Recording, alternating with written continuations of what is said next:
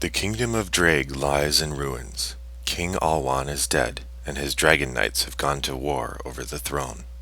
The mystical forces that give dragons flight and infuse power into magical weapons play a key role in these battles, and foolish is the lord who goes to war without a cabal of druids, wielding the elements for their army. But 4 days each year, when the seasons are in flux, the world's magic surges, crackling in the air with deadly potential. On these days, druids don the mantle of war. In Cromlech, 2 to 4 players become druids in the kingdom of Drag, fighting for their faction's glory. They build stone circles, then roll elemental dice to defend those circles and attack other players. At the end of 12 turns, the player who has done the most damage to their opponents wins.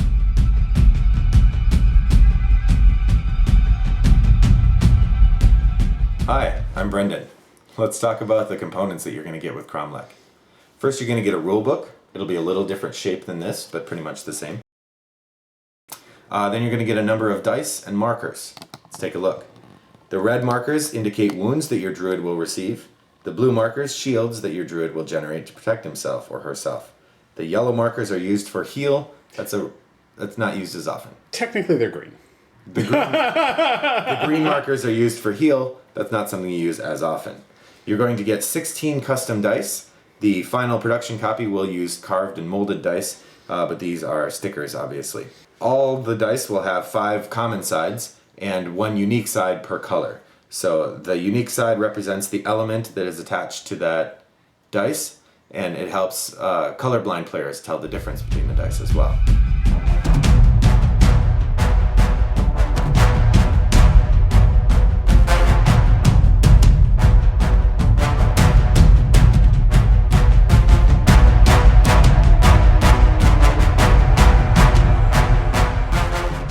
Let's move on to the cards. You have earth, water, fire, and air stones. There are 2 decks of cards, the Sarsen and the Trilithin, and these are functionally the same, but you use them at different times during the game.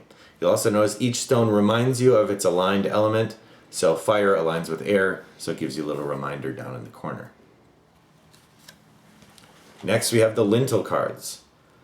Lintels are used to protect your standing stones and also to provide special powers. As you can see, it looks like the lintels sit on top of the stones, like Stonehenge or other standing stone monuments that you're familiar with. There are 6 different kinds of lintels, each provides a different power. If you were to activate this firestone, for instance, you would get a shield token on your druid. If you were to activate this join stone using your water, then you would also get to use your earth. Finally, we have the druids, who are the powerhouses on the board. They're the characters that are going to use magic on your behalf. You have 4 druids in your deck. There are 2 that are aligned with water and earth, and 2 that are aligned with air and fire. Each druid has a major power that is represented in the circle at the bottom, and they get a little bit of an extra bonus for that. And that also gives them a difference in how they play. Either they play more aggressively, or they may play more defensively. Next up, we're going to talk about alignment.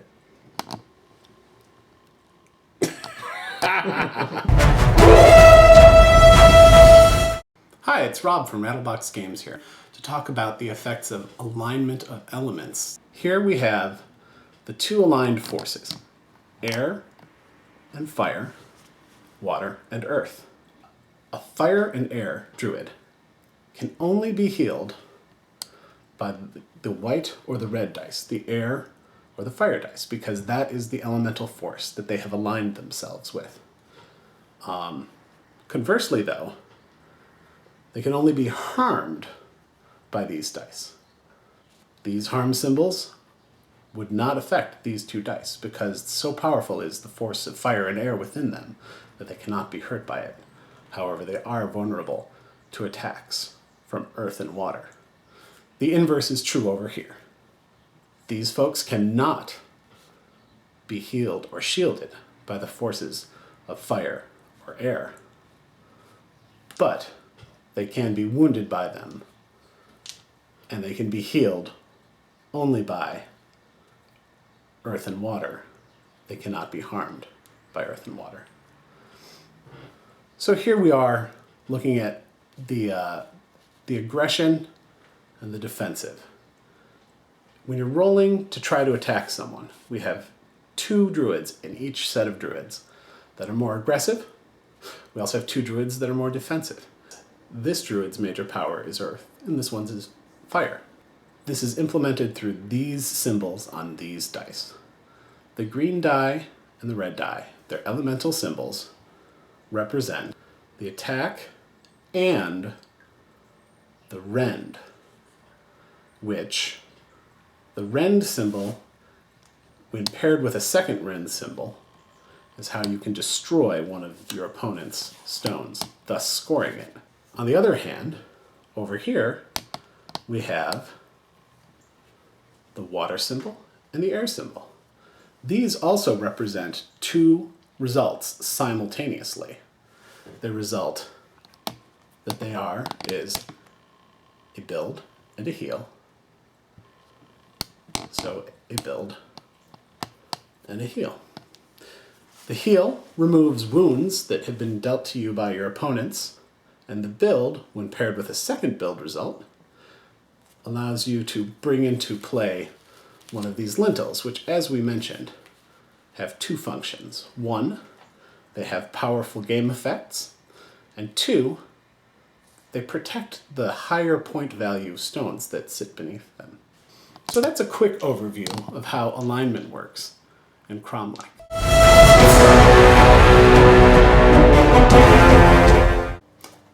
Hi there, Rob at Rattlebox again, here to talk to you about how to set up the game for the first year. We call that drafting, and to do that you're going to need your Trillathon cards, and each player will have 4 Druid cards. Right now, the images on all the Druid cards are the same. They're differentiated by the circles in which their elemental powers are held. I have circles.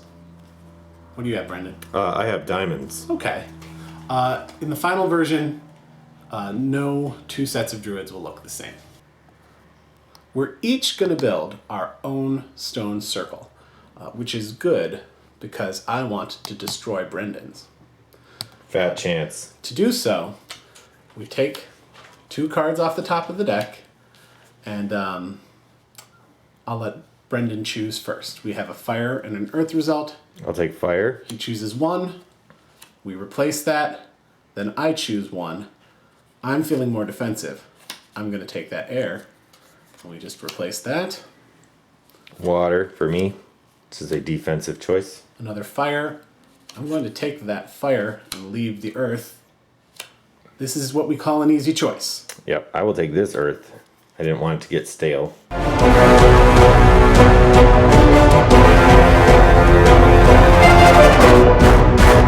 Another easy one.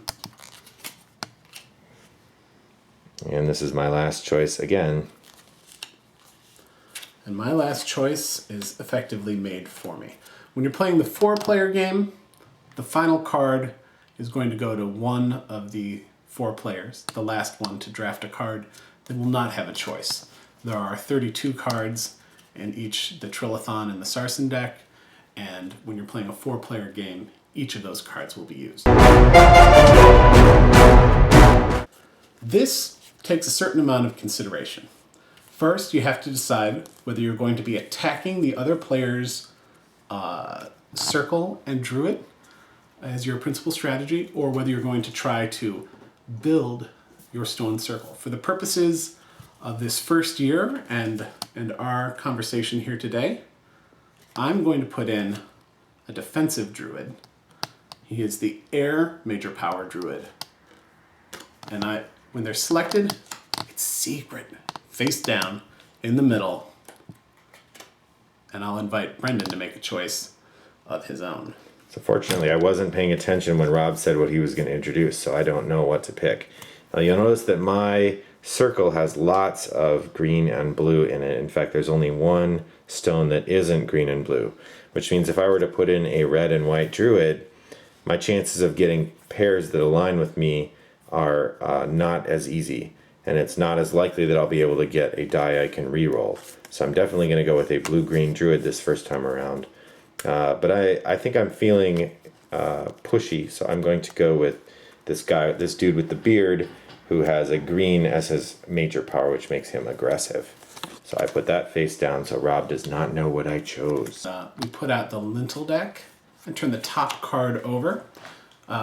If you should happen to get a build result, you'll either choose the symbol that's showing. In this case, it's an attack stone, which would wound the other person's druid when one of the 2 stones under it is activated. Or you could go for what's behind door number 2. Now we turn over our 2 druids.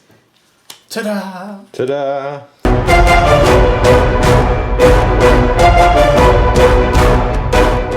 Now we're going to show you a turn of the game. Before we started, we selected who would go first.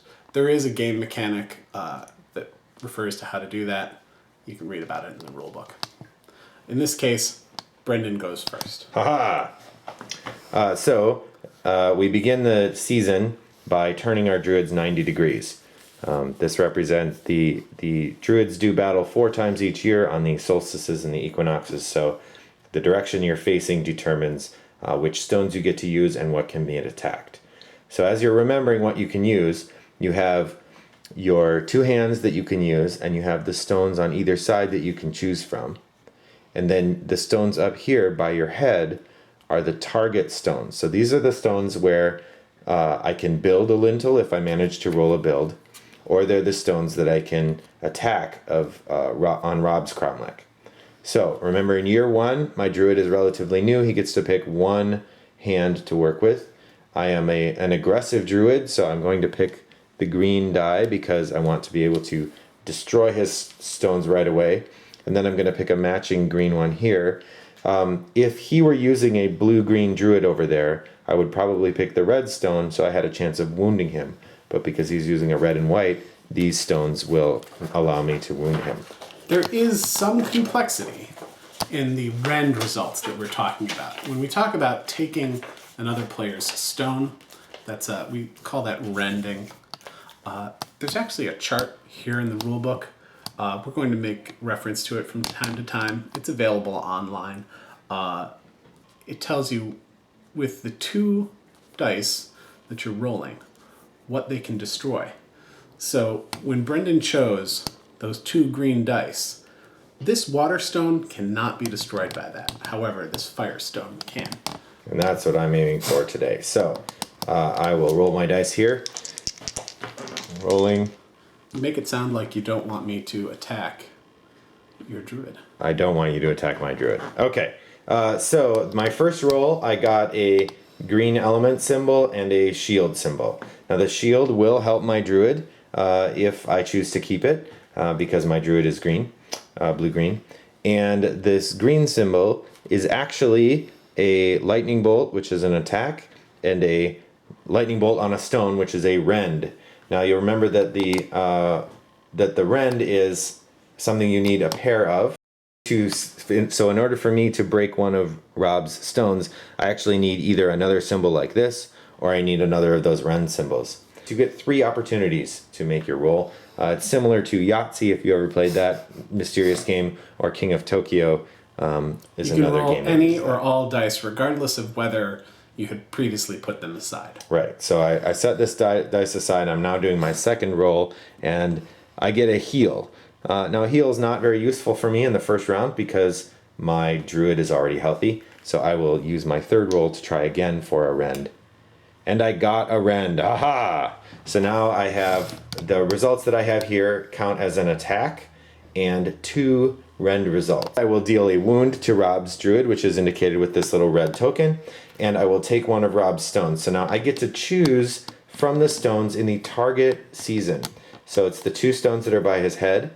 Now, as Rob said, I rolled 2 green stones, which means that I can destroy either a red stone, a white stone, or another green stone. I cannot destroy a blue stone. So I will take the red stone, please. No!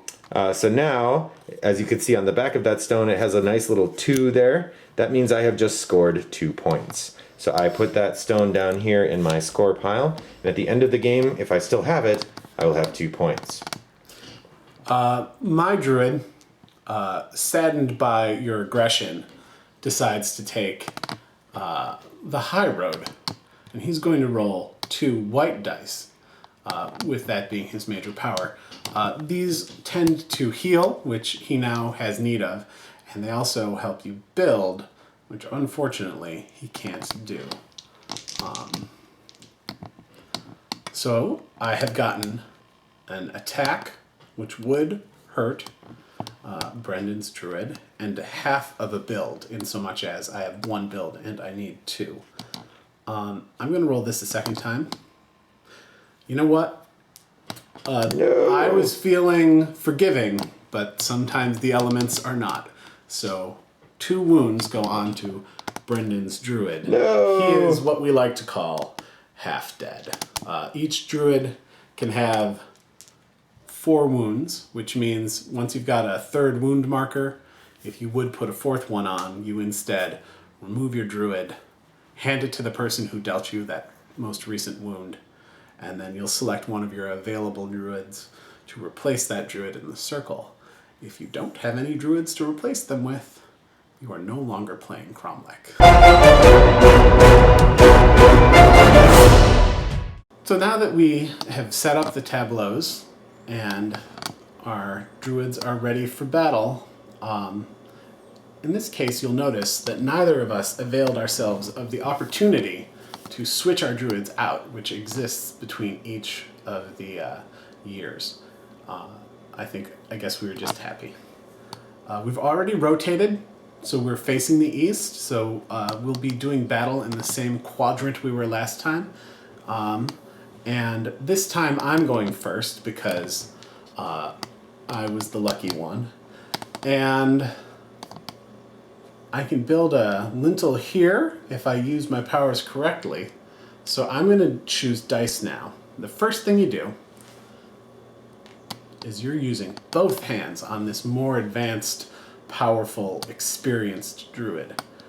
Over on this side, because I'm trying to build, I'm going to put 2 of the water dice, which have a greater likelihood of helping me build. And on this side, I'm going to put 2 of the air dice, which have a greater chance, once again, of helping me build. So I'm rolling 5 defensive dice and my 1 aggressive die.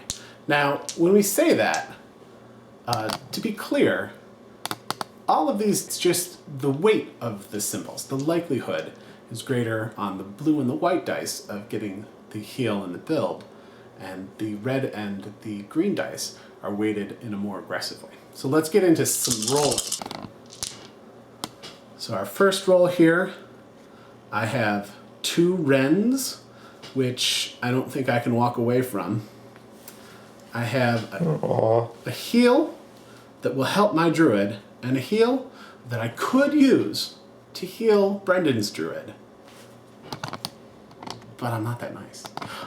In the 4-player game, you might want to heal someone else's druid because you don't want someone else to kill that person and take their points. I'm going to take my chances with both of the hearts, but I'm going to keep this wound, my matched rend, and half of a build result, and roll these 2 dice a second time. This is a shield that, once again, I could put on another druid who it matched the alignment of, but I won't, and a heal. I don't want either of those, so I'm going to roll again, my 3rd and final time, ignoring my power. So what I've done here, I've been stuck with this heart on the blue die, and I have a heart on this die, which is not the worst thing, but because it matches my major power on my druid, and because I'd really love to match this build result, and this die has a 1 in 3 chance of doing that, I'm going to give it a try. But it looks like fate and the powers of elemental magic have decided that this druid should be healed. So what we do when we're resolving dice results is I will usually pull off all the dice that I'm not going to choose to have an effect or that can't. In this case, I could heal Brendan with the blue die, but I'm not going to. I think that's a good idea. You should. And I can't do anything with half of a build result, so I put those off to the side. This die, as we said before, the heart will heal me. I take the wound marker off, put that off to the side. I can deal one more wound to Brendan, which actually he's sort of on death's door here. And then I can also rend, and because I want to protect my druid, I'm going to choose one of his earth stones in the active year, because this is the most likely thing to wound my red-white druid, my fire and earth druid. The Sarsen card goes in my score pile, and play continues over to Brendan. Alright, so my druid is looking pretty sickly with all of these wounds on him. So even though he is normally an aggressive druid, I may end up taking a few more of the defensive dice so that he doesn't die, because druids are worth 3 points, and so you don't want to lose them if you can avoid it. I probably should have switched him in between our years, but lesson learned. Alright, so I always get 1 die for each hand, and then you get to pick 1 die from each row. So my choice is between aggressive and aggressive, so I'll take an aggressive die here. Now you chose the green, I chose the assume, green. because if you had chosen the red and you had gotten a wound result, it wouldn't have wounded me. And you can't wound yourself. You cannot, with elemental forces in this game, hurt your own druid. Good analysis, Rob. That is exactly what I was doing.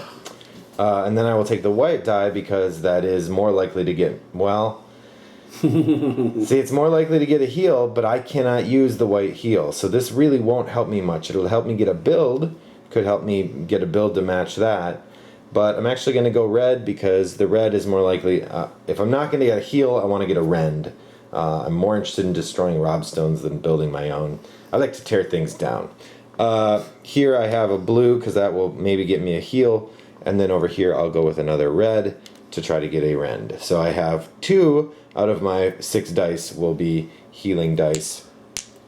Most of what I'm doing is aggressive. And remember, if I got a heal on the green as well, I could heal with that. In this case, the choices I made somewhat tipped Brendan's hand.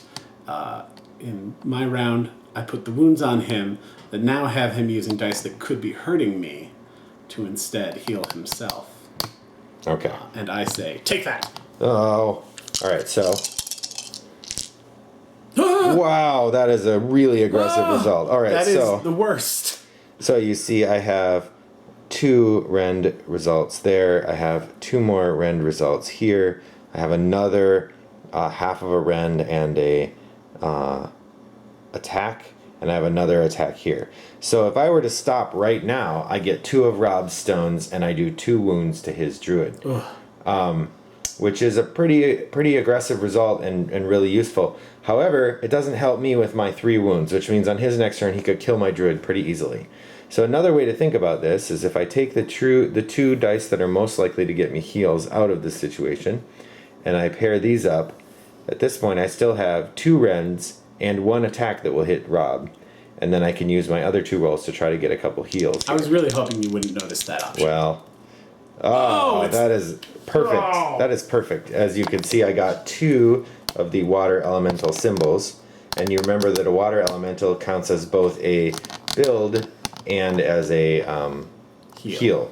So by rolling that, I have now gotten a pair of builds and 2 heals. So I will be done rolling. So first I will use these to get rid of 2 of these wound markers. And I get to build a lintel.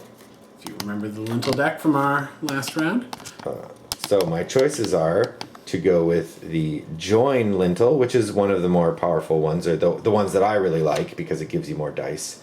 Or I could go with the mystery lintel. For excitement's sake, I will take a mystery lintel. Honestly, if this weren't a demo game, I would take the join because joins are great. But I got the best one, which is my favorite.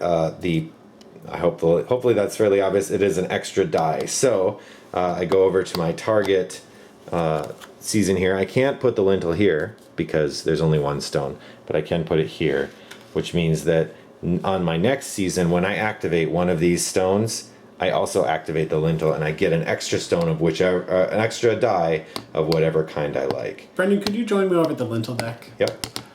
Anytime a card is taken either face up or face down from the lintel deck, after that's done, the top card from the lintel deck is turned over.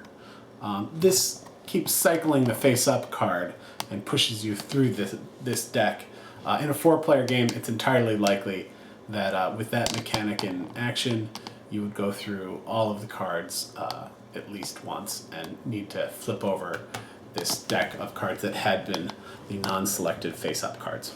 And the way the rules are currently written, you don't shuffle that deck when you put it back. So a player who is paying close attention might remember the order of the lintels that have been discarded. So I have used these, and generally once I use them, I get rid of them so I don't accidentally build 2 lintels, although that would be a good move. And then, as you remember, I have 2 pairs of wrens, and I have an extra wound. So first I'll just say, Rob, take a wound. And we put 1 red marker on the druid. Just and then that.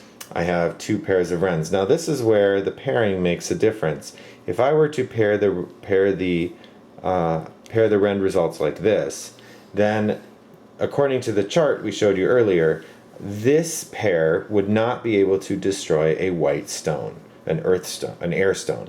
This pair would not be able to destroy a water stone. And as you can see in Rob's current season, there are both air and water stones, which actually, available. Luck would have it, and that's all it is, that set of results, if he had paired them that way, he would only be able to take my Earth card, and one of those precious rend results would be wasted.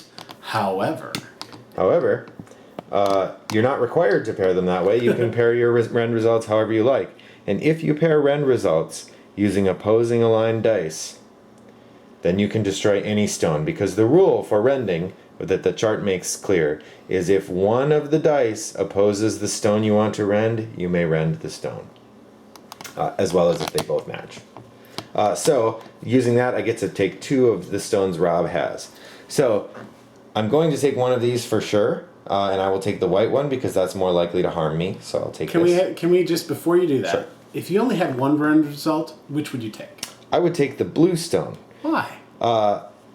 The reason I would take the blue stone is by taking that, he now has no stones in this row, which means that next time he is choosing from that axis, Which will always be your next turn. right, he is 1 die short in his choices because he can only choose 1 die per row. So if you've cleared a whole row, you're actually taking dice away from them on their next roll. So, but in this case, you don't have just 1, and you can choose either of the others. You're choosing the air, you said? Yes, I'll choose the air because Why are you the air could hurt me because my druid is a blue-green druid, and I also don't want you building any more lintels. Well, and also, that is my major aligned power, so I have the most flexibility when I'm rolling white dice. Right.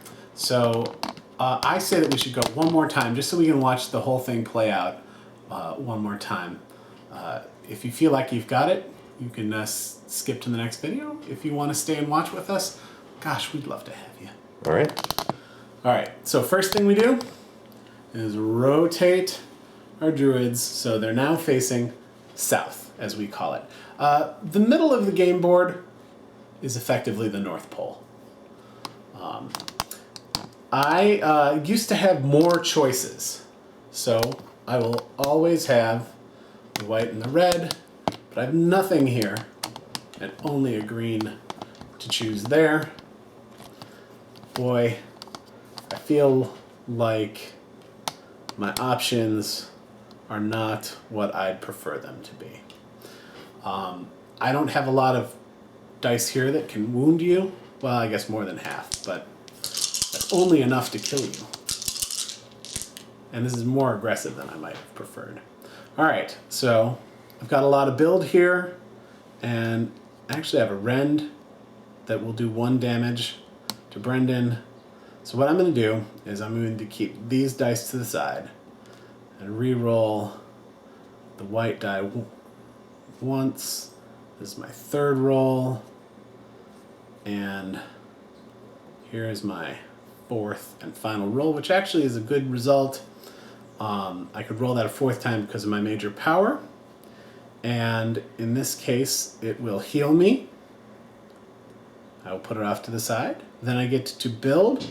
I actually think I will build the exposed join lintel and then flip over. There's another join. And then here I deal 1 wound to Brendan's druid, and I can destroy any one of the stones in his south position. I too will denude his circle of one of its pairs entirely, thus leaving him with one fewer dice in his next turn. All right, I think that's where we'll stop it. What would Brendan choose next? Why don't you go in the comments and tell us which dice you would choose? Thanks.